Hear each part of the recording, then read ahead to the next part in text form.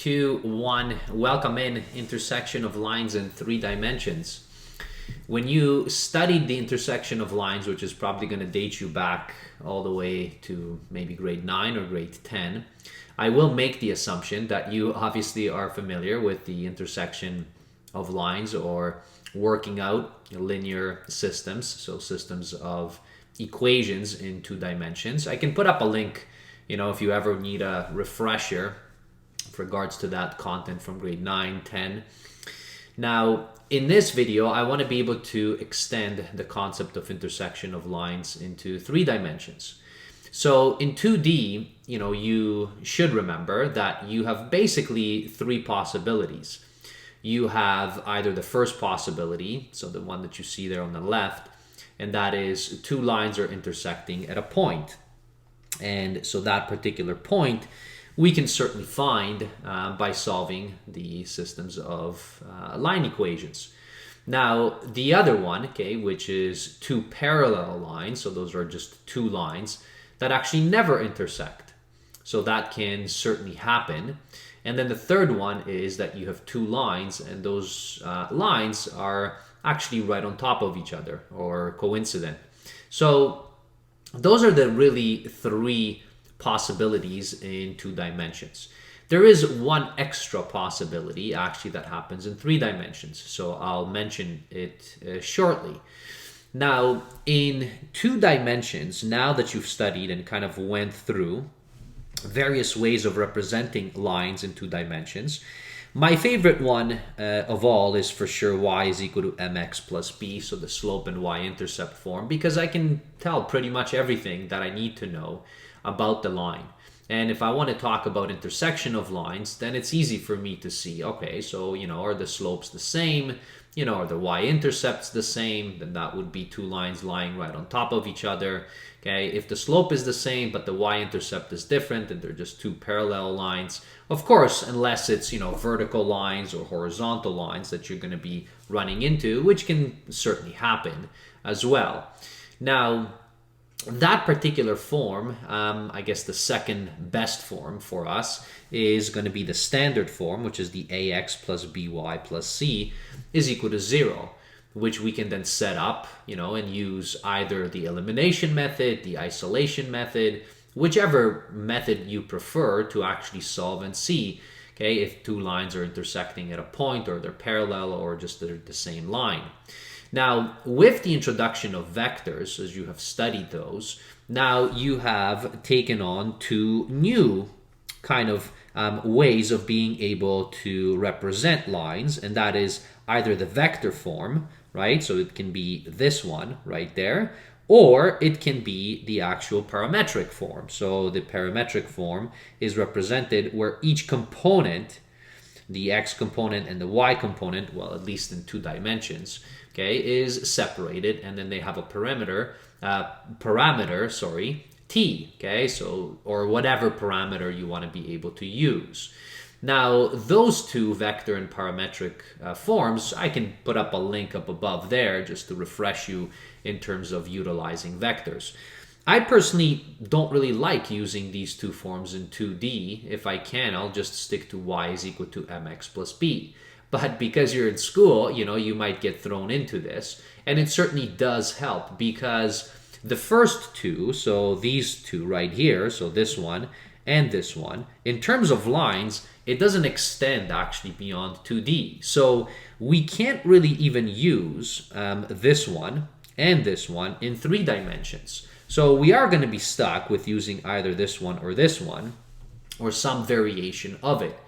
So it is worthwhile to know the vector or the parametric form of a line equation. And as you know, you can also do it for other things like planes, for instance, in 3-dimensional space.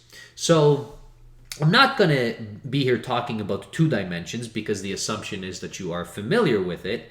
And I certainly will not be talking about y is equal to mx plus b, or ax plus by plus c is equal to 0, so the standard form or the scalar form that we have in 2D. We want to be able to extend this to 3D.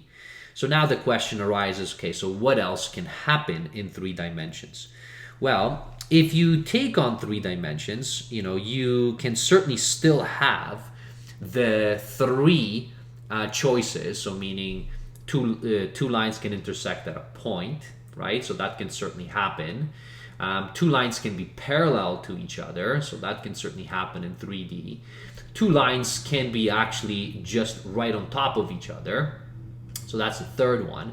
But there is a fourth one, right? So if you do take in and you have 3 dimensions, I'm going to try my best here. So if I would sketch out the 3-dimensional plane, so let's say, or the 3-dimensional coordinate system, so the x, the y, and the z, and you can take on, let's say, a line. So, you might have a line which is, going in some particular direction. It's, away from maybe the origin. It can certainly cross the origin. But you can have also another line, and that particular line may not necessarily be parallel, may not be the same, and it may not intersect this line at all. So maybe, this line actually just kind of skews through here, okay, and goes in, and maybe this is, separated from the other line in some particular way. So they don't actually intersect, right? So there are distance apart from each other. So you can imagine that the blue line, the purple line actually just goes underneath and then scooches over, right? So it scooches over the other line, which maybe crosses it, okay, right across. But they're not parallel. So, this is typically called 2 lines which are skew. So these lines might be called skew lines. So this is the fourth possibility that can happen if you have 3 dimensions and you are considering lines. So, how do we tell these possibilities in terms of trying to see the 3-dimensional space? Okay, so if you are in 3 dimensions, I'm going to remove, okay, kind of this from here for the moment. Okay, so let me delete this. Let me assume, okay, and now add up another dimension. So let's say we're not just in 2D, okay, and then we are actually in 3 dimensions over here. So I'm going to do that, okay, for all of these. And this is my 3rd dimension. And, we'll try to talk about what happens in these cases. So in 3 dimensions, if you're going to be talking about 2 lines intersecting at a point, then we do know a little bit about the actual lines themselves and the actual vectors. Now, please remember that now we're going to be focusing in on these 2 right here, so either the vector or the parametric equations of a line.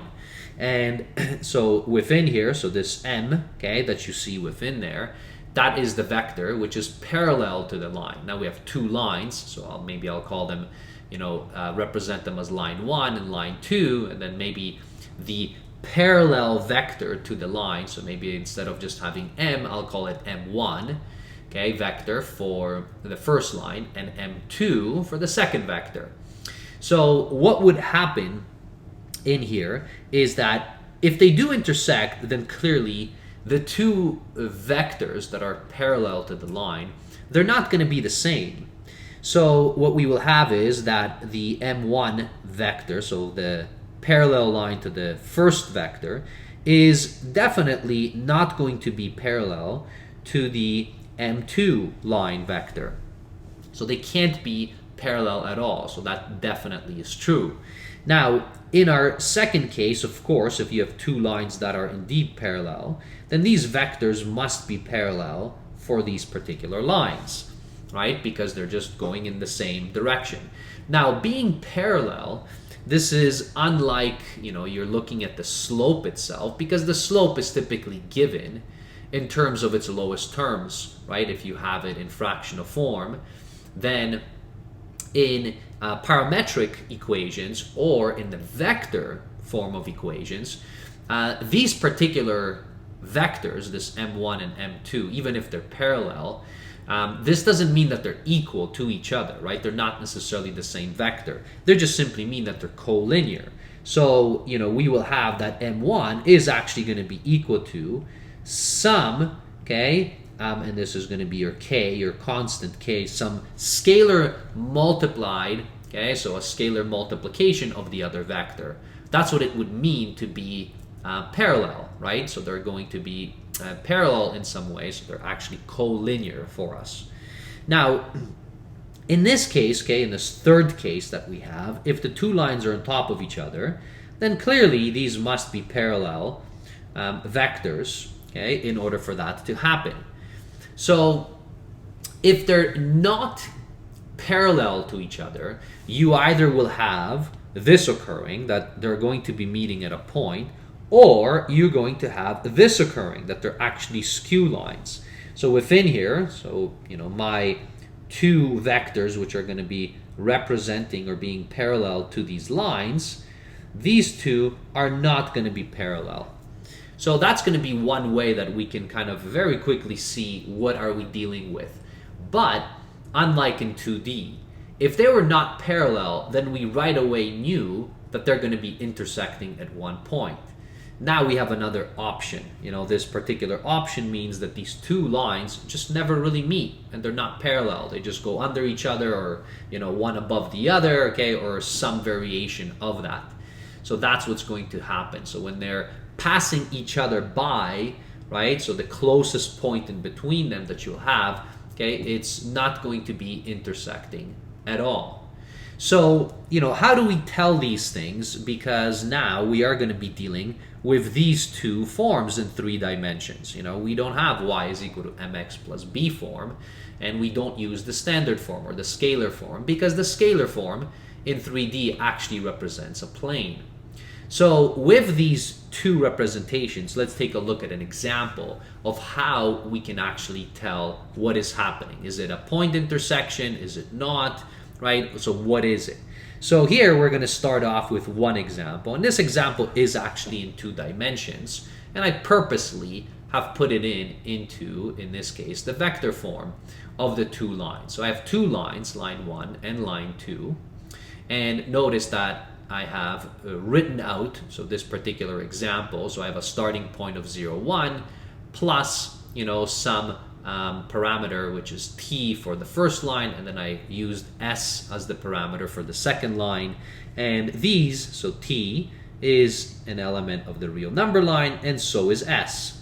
So this is a given, okay, within here. So I'm not restricting t to be anything. We can certainly restrict and make them line segments, okay, or being fixed from one end, okay, onto another. So we can certainly restrict our t if we wanted to, but we're not going to in this case. So, how do these intersect, and can we find the point of intersection? Well, so the first thing that I would look is, I would actually take a look and then see, all right, so here's my m vector, so let's call this m1, and then let's call this m2, right? And what I want to be able to tell, okay, is m1 parallel to m2. So that's my kind of first question within here. Now, how can I quickly do this? Well, they're going to have to be scalar multiples of each other. So what you can do is you can literally just take one line and then divide it by another, and then see if the actual scalar multiplication of the x component is equal to the multiplication of the y component. So for instance, if I take line L2 and take the component of x, right, of line 2, so let's say this is my, sorry, I'm going to use this right here because I called them m. So I'm going to take m2, and I'm going to just take the x component. I'll divide this by m1 of the x component. So notice that's going to be just 3 divided by 1. So this would have been a scalar multiple of 3. Now, if I take m2 of the y component, and again, so just divide it by m1 of the y component. So in this case, I'm going to get -1 and 2, which, if you would work this out, it's -1 over 2 or just -0.5. So notice right away, these are different, right? So if they're different, then these are not parallel to each other. If they were the same, so if both of them, let's say, were 3, or both of them were -0.5, then what that would mean is that the vector m1 is just a scalar multiple of the vector m2, and that would mean that they're actually parallel to each other. So here they are not parallel to each other. So that's the first thing that I would do. So what I know, this is going to meet at a point, right? Because it's in 2 dimensions. So they can't be parallel. They're not on top of each other. They're not the same line. They're not coincident. Okay? So that means this is intersecting at a point. So just by looking at that, I know that it's a point. Now, if I want to find this point, right, I can certainly do that by equating and then solving for the t and the s. So, I wanted to be able to find out what t and s is to try to see what that point is. So within here, so what you can do is the following. So now this is a little bit different than before. So this is going to be my x component, and I'm going to put the x component of 1. So the 1 just means line 1. So I am working with this line, and this is just equal to, so notice it's 0, plus, and then t plus 1, so this is going to be t, so this is just equal to t. And then my y component, okay, of my first line is going to be equal to 1, and then it's going to be plus 2t. So those are my 2 equations. So this is now a parametric equation of the line. My other line, so maybe let me change the color. So my x component of line number 2 is going to be 1 plus 3s, and my y component, so right here, is going to be -1, and then it's going to be minus s. Now, in order to find these out, I will be setting these up. So what I will do is I'm going to equate, because if they are intersecting at a point, that means the x values must equal, right? So this, from right there, what I'm going to get is that t is going to be equal to 1 plus 3s. And that would be my first equation, okay, that I would have, that I have set up. Now I'm going to do the same thing, except I'm going to do the same thing with my y component. So these have to be equal to each other. So what that means, I'm going to have 1 plus 2t is going to be equal to, and -1 minus s. So now I have equated this, and this would have been my line number 2. So now I have 2 equations, 2 unknowns, and I can go ahead and try to solve this. And now you can solve this in any way you like. So you can, now I've already have this actually isolated for t here. So I can take this t, which is equal to this. I can substitute it into my second equation, and then I can solve for s. So let me do that, okay? So let me try to find that, and I'm going to do that in fast forward fashion in here.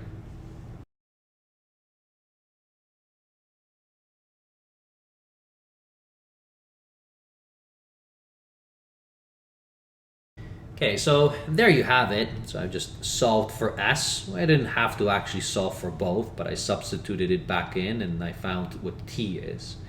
And now, if this really meets at a point, then for these values, we should get the same value for x and the same value for y on the lines.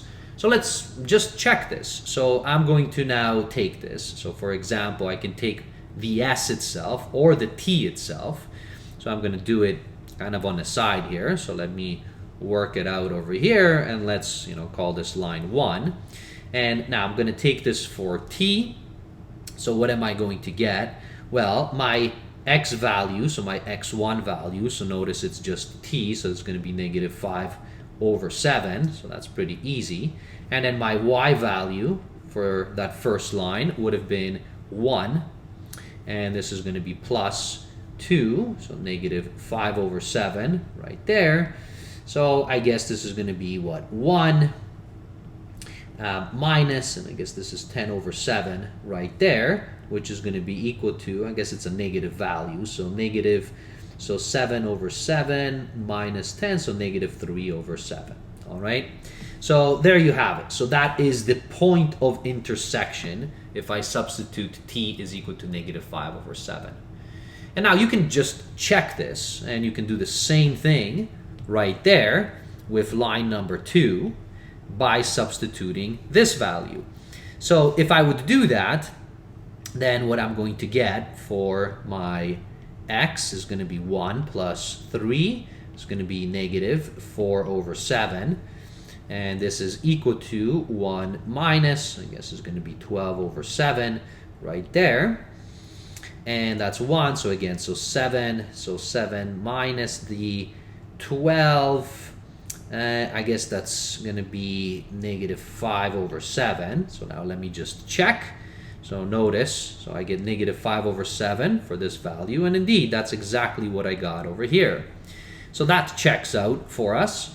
And then y2, so this would have been negative 1 minus, okay, s, and this is s is negative 4 over 7. So this will be equal to, I'm running out of space there, so negative 1 and plus 4 over 7. So again, so 7 over 7, and so negative 7, and then 4, this is going to be negative 3 over 7 right there. And indeed, so notice that's exactly the same thing. So now, this is a lot of work, right, in this parametric form. You got to substitute back in, you got to isolate, solve. I didn't have to solve for t. I could just isolate for 1 and then substitute it back in to find out what that point of intersection is. Now, with this, because it's in vector form or in parametric form, it's a little bit more work. That's why, in 2 dimensions, it's much more efficient to work with the y is equal to mx plus b. But if you're stuck with this form and your teachers give this to you, then you know what to do. So you have the skills to be able to tell what to do. Now, what happens in 3 dimensions? So let's take a look over here. So we saw that, 2 lines can intersect at a point, and that was in 2D. Now, in here, in 3D, what would we do in order to solve this thing out? Okay, well, the first thing that I try to do, again, is I'm going to try to see, all right, if right here, okay, if this is just a scalar multiple of each other. Now, I can actually pretty quickly tell, so again, you can just take the components, right? So you can take this component and this component, and then you can divide it. Now, be consistent. So if you take, for example, line 2 divided by line 1, so you can also do this. You can just write them out, okay, in this way. It doesn't matter the order. Now, this is really, okay, you're kind of making this up because you're trying to divide 2 vectors by each other, so that doesn't necessarily work. But, this is just so that you can visually see and then go like, okay, well, negative 1 and 1, so this is going to be equal to 1. Okay, then if I go to the next, so 3 and 1, well, this actually gives me 3.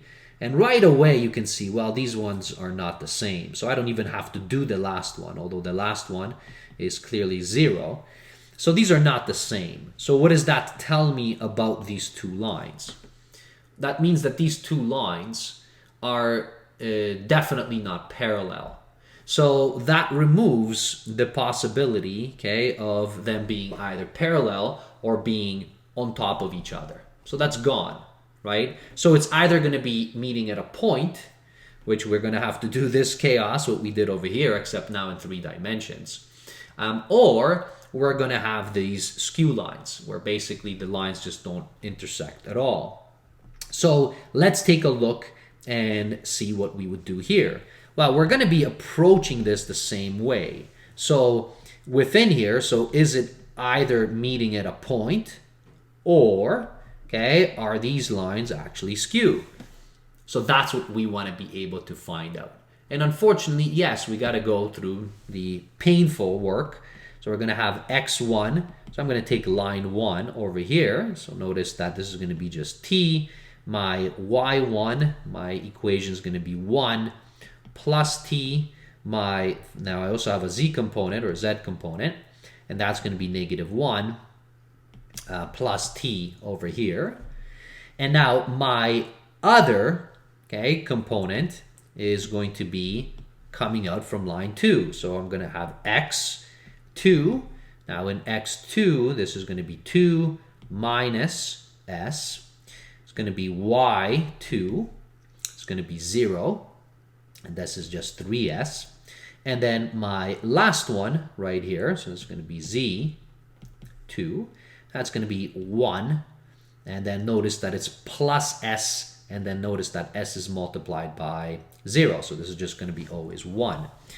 So these are now your parametric equations. So now what should you do? Well, try to pick the easiest ones to work with. So I'm actually noticing, so what I'm going to do is I'm going to try to solve for t directly from here. Because if they're equal, right, so this has to be true that these two are equivalent. So it's going to be 1 is equal to negative 1 plus t. So I'm just equating these two for the z component. Now I can solve for t. If I bring this over on the other side, and so it's going to be 1 plus 1. So this is what t should equal to. All right. And now, so where do you go from here? Do you have to keep solving these, throughout to be able to see? So notice that this is t is equal to 2. So now if you take any other set of equations, now it doesn't matter which one you take, right? So I don't know, like I can try to see if I can, solve this out entirely. Okay, so within here, and what I'm going to try to do is, since now I have this, okay, so this t would give me the same value for that. Now I want to be able to see if that t actually works for everything else.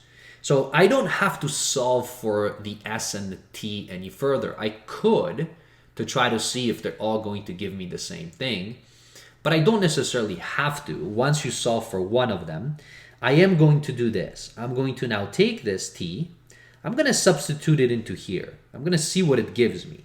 So it's going to give me that my y value is going to be 1 plus 2 if t is equal to this. And this is going to be 3.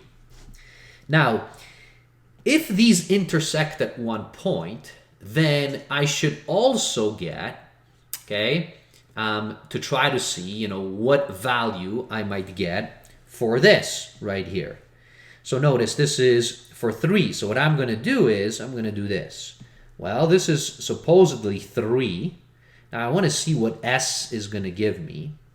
So s is going to give me, so notice this gives me s is equal to 1, right? So far I have now matched up my y component and my z component. My y component is 3 and my z component is 1. So far so good. Might be like they are intersecting at one particular point. Now I'm going to move over to the last one. So notice if I take for my x component, so now I'm going to take this right here. This one's very easy because I'm just going to be substituting it back in. So my x component with t is equal to 2, this is just going to give me 2. Okay, so that's what I would have over here. And that is for t always equal to 2. So my point would have been 2 right there, 3, and finally the last one would have been 1. Now so far in my other line I also have that. I have 3 and 1, but I still don't know what this is. Let's see if this is also going to give me 2. So if I wanted this, right, if I wanted this, so if I wanted this to be 2, I can substitute it back in to here and see what s it gives me. So 2 is equal to 2 minus s. And now what I find, so notice if I shift this over, 2 minus 2 is just 0. So this is going to be s is equal to 0. Uh-oh, I have a problem. Notice that these now are not the same.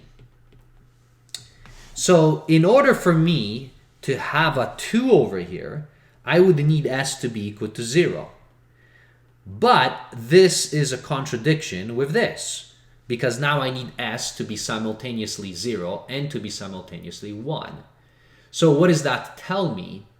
Well, unfortunately, it tells me that they do not intersect at a point. And that is the only option, will be that these two lines are skew lines. So that's what you would have over here. So you have to actually go back and see and start to submit back and slowly trickle through your actual line equations and see what do you get as a result.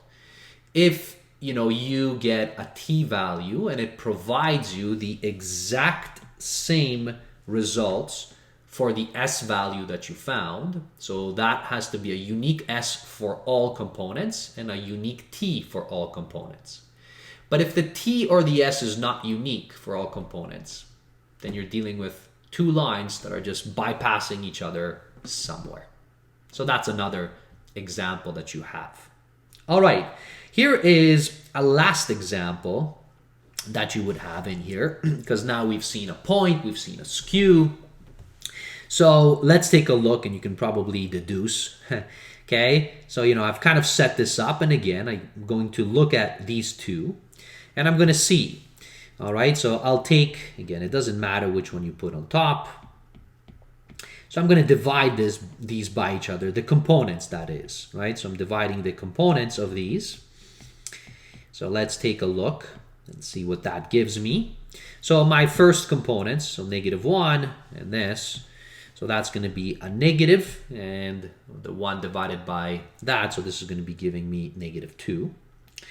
Now, if I divide this one, so 4, -2, so notice, now it also gives me -2. And then lastly, so if I take these, so 3 divided by this, also gives me -2.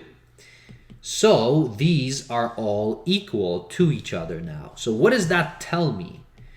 This tells me, because when these are the same, that means that my m1 vector is parallel to my m2 vector. They're just scalar multiples of each other. So that's what I would have right there. So now I know this, they can't, be necessarily meeting at one point. They might be lines that are right on top of each other. So we'll find out. Or they can be just two parallel lines which never actually meet. So now how do you do that, right? So are they parallel lines that are never meet, okay? Or are there two lines that are just lying on top of each other? So now let's think about that. What's the easiest way to find that out? Well, the easiest way to find that out is actually by taking, now you can pick a line. So I'm going to take the first line. If this happens, right, then that means that this point right here must be on the other line, right? Now, the 1, the 8, and the 3, so they don't have to be the same. Remember that in vector equation form, you just need a vector which touches the line somewhere. So there's infinite number of points, right? But we do know that that point has to be on the other line, which means that if we substitute this back, so I can check this now by substituting this point back into this line and now checking. So I'm going to do this. I'm going to have 0. Let me maybe put it back into parametric form. So 0 is equal to, and this is going to give me 0 equals to 1 plus 1/2 s. So that's the first one. Then I'm going to have 4 is equal to 8 minus 2s. And then the last one is -2 is equal to 3. And I guess this is minus 3 over 2s. And now you can guess what should happen when you solve these. When you solve each equation for s, right there, if these two lines are indeed on top of each other, then the s you obtain should be the same for all. If the s's are not the same, that means that that point is actually not on the line. So for instance, well, let's check that. So if I solve my first line, I'm going to get, so I guess this is -1 equals to 1/2 s. So here, this gives me s is equal to -2. All right, so that's from my first line. And now, notice, you can take this and you can substitute this into here and check if it gives you 4. If it doesn't give you 4, same thing. Or you can just go ahead and solve this for s and then compare if you get your s right here. Now I'm going to make it so that it's easier for me. I'm going to just substitute the -2, okay, into that second one. So 8 minus, 2, and this is -2 right there. So it's going to be 8 plus 4, notice, gives you 12, which is clearly not 4. So what does that tell me? They're not lying on top of each other. So these are two parallel lines that, are going in their directions, but they never actually intersect. Okay, so they're just parallel. So there you have it. You have several examples. You can try these out for yourself. I think intuitively, seeing this in 3 dimensions makes sense. But because you don't necessarily work with parametric or vector equations really until grade 12, right? This is probably why you're watching this. Then it does take a little bit of getting used to, what should happen if I want to be able to check if the lines are meeting at a point, if they're parallel, okay, if they're on top of each other, or if they're just skew lines. All right, thanks for watching. We'll see you in a future video. Bye, everybody.